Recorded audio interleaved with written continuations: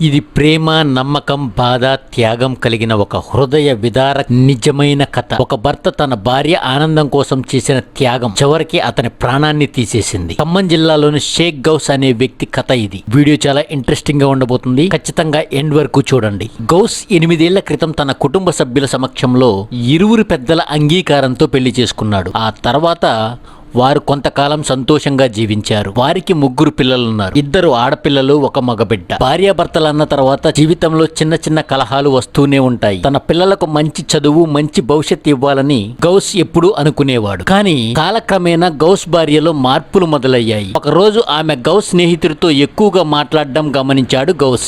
మొదట గౌస్ దాన్ని పెద్దగా పట్టించుకోలేదు. కానీ క్రమంగా ఆ స్నేహం ప్రేమగా మారిపోయింది. గౌస్ గుండె పగిలిపోయింది. కానీ ఏం చేయాలో తెలియలేదు. ఒకరోజు గౌస్ భార్య తన భర్తకి నేరుగా చెప్పేసింది, నేను నీ స్నేహితుడిని ప్రేమిస్తున్నాను, అతనితోనే జీవించాలి అనుకుంటున్నాను అని. అది విన్న గౌస్ షాక్ అయ్యాడు. కోపం, బాధ, దుఃఖం అన్నీ కలిసి గుండెను పిండేశాయి. కానీ అతను ఏం చేశాడో ఎవ్వరూ ఊహించలేరు. గౌస్ తన భార్య సంతోషం కోసం ఒక అద్భుతమైన ప్లాన్ వేశాడు. కానీ బాధాకరమైన నిర్ణయం తీసుకున్నాడు. తానే స్వయంగా తన భార్యకు తన స్నేహితుడికి పెళ్లి జరిపించాడు. పెళ్లి జరిగిన రోజు వాళ్లను ఆశీర్వదించి ఇంటికి వెళ్లిపోయాడు. అయితే ఆ రాత్రి గౌస్ తన ఇంట్లో ఉరివేసుకుని ఆత్మహత్య చేసుకున్నాడు. తన పిల్లలకు తండ్రి లేకుండా తన భార్యకు పశ్చాత్తాపంతో నిండిన జీవితం మిగిలింది. తల్లి వేరే వ్యక్తిని పెళ్లి చేసుకోవడం, తండ్రి ఉరేసుకోవడంతో ఆ 3 చిన్న పిల్లలు అనాథలయ్యారు. కానీ గ్రామంలో ఉన్న వాళ్ళ బంధువులు పిల్లల్ని తీసుకువెళ్లారు. ప్రతి రాత్రి వాళ్లకు తండ్రి గుర్తొస్తున్నాడు. కన్నీళ్లు వస్తున్నాయి. కానీ ఆ పిల్లలు ఏమీ చేయలేని పరిస్థితి. ప్రేమ అనేది ఎవరో ఒకరి జీవితాన్ని చెడగొట్టడం కాదు. ప్రతి సంబంధంలోని నమ్మకం, బాధ్యత చాలా ముఖ్యం.